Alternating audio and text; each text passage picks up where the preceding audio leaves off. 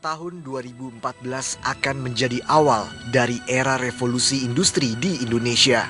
Setelah program hilirisasi industri dimulai, nantinya ekspor bahan mentah akan dilarang, sehingga memaksa investor berinvestasi besar-besaran di sektor pengolahan. Selama ini Indonesia terlena dengan kekayaan alam yang melimpah dan terlalu dimanjakan dengan mengekspor bahan mentah, sehingga membuat industri dalam negeri tidak berkembang dan tidak mampu bersaing. Padahal keuntungan besar justru dinikmati industri hilir karena memiliki nilai tambah. Hal ini meresahkan karena Indonesia seringkali juga mengimpor produk hasil olahan komoditas yang ada di dalam negeri. Dengan dimulainya penghentian ekspor barang mentah, tentu membawa optimisme bagi industri dalam negeri untuk meningkatkan perdagangan dan memperkuat fundamental perekonomian negara. Namun pada masa transisi ini, Indonesia kembali harus menelan pil pahit akibat dihentikannya ekspor bahan mentah. Negara akan kehilangan pendapatan miliaran dolar. Defisit perdagangan akan kembali melebar hingga meningkatnya pengangguran. Akankah Indonesia mampu melalui konsekuensi revolusi industri di tahun politik 2014?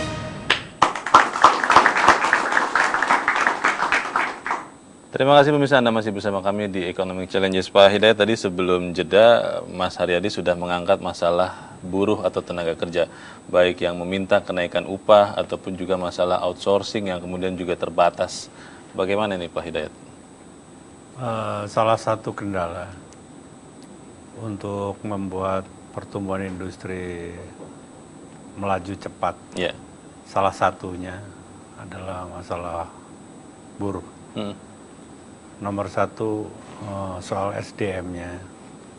Kita di sektor industri membutuhkan skilled maupun semi-skilled labor. Dan yang kedua, masalah sistem pengupahan yang sampai sekarang belum ketemu gitu ya, antara buruh, pengusaha, dan pemerintah yang tergabung dalam tripartit ini sedang berusaha mencari rumusan yang baik. Jadi jangan setiap tahun terjadi dispute, kemudian demonstrasi, ada demo, lalu ada ekses-ekses menghambat produksi dan sebagainya. Saya ingin satu waktu kemudian Apindo yang mewakili pengusaha dengan para buruh secara bipartit, nanti bersama pemerintah di Dewan Pengupahan, itu bisa mencapai suatu kesepakatan dengan formula yang baik. Sebagai pemerintah saya ingin menyatakan tidak ada agenda untuk membuat buruh digaji murah gitu, sebagai isu yang ada.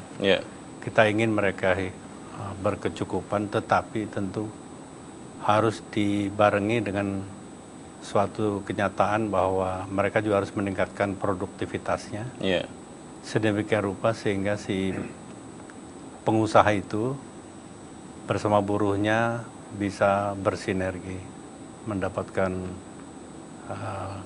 kebersamaan gitu, di dalam mendapatkan profitnya masing-masing. Pak Harinowo, kalau masalah buruh, apakah ini sudah mempengaruhi iklim investasi? Beberapa orang mengatakan ada investor yang mulai merasa terganggu, malah sudah ada yang pindah atau malah sudah menarik diri kalau itu investor asing. Pengetahuan Pak Harinowo bagaimana ini, Pak? Saya melihat sebetulnya di sini tergantung dari sektor industrinya.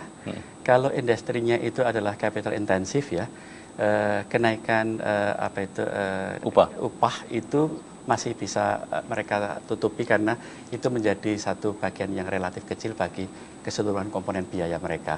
Tetapi kalau ini adalah yang labor intensif, padat karya, tentunya mempunyai dampak yang lumayan besar.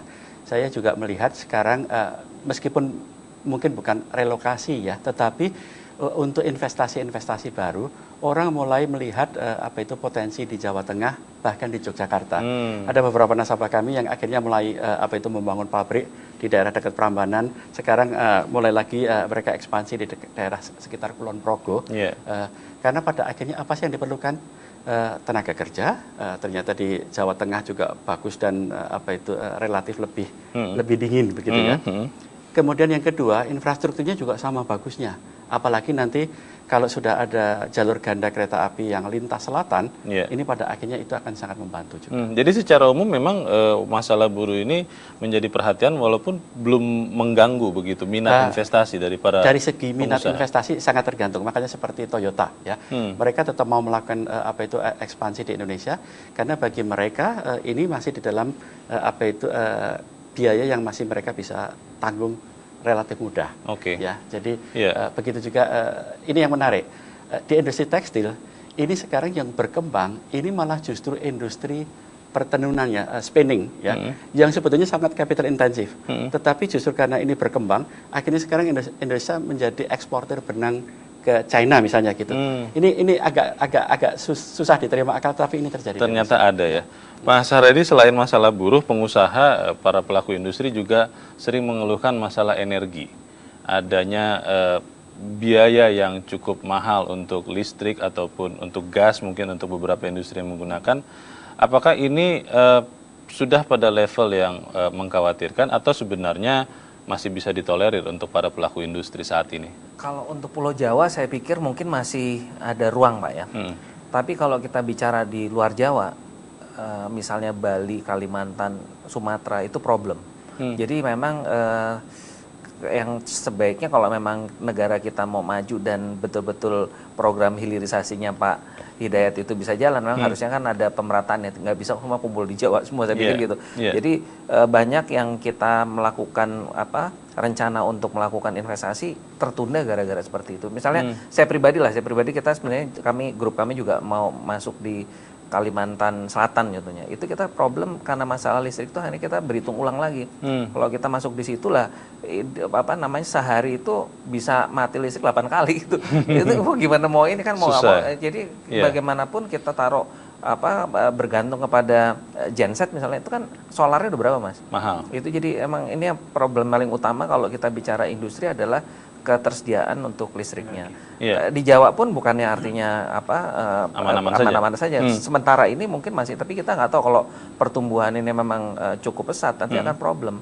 Dan seperti Bali misalnya, Bali itu juga kita bermasalah sekarang Bali. Padahal Bali kan arahnya itu kan akan diarahkan untuk pembangunan industri pariwisatanya ke arah tengah dan utara misalnya. Itu pasokannya juga kurang sekali. Pak Hidayat bagaimana Pak? Memang ini bukan sepenuhnya ranah Pak Hi ya, karena ini energi, tapi sangat berkaitan erat. Apa yang dilakukan pemerintah Pak Hidayat? Salah satu kendala memang pasokan listrik maupun gas. Itu harus saya akui sebagai orang pemerintah, itu menjadi problem.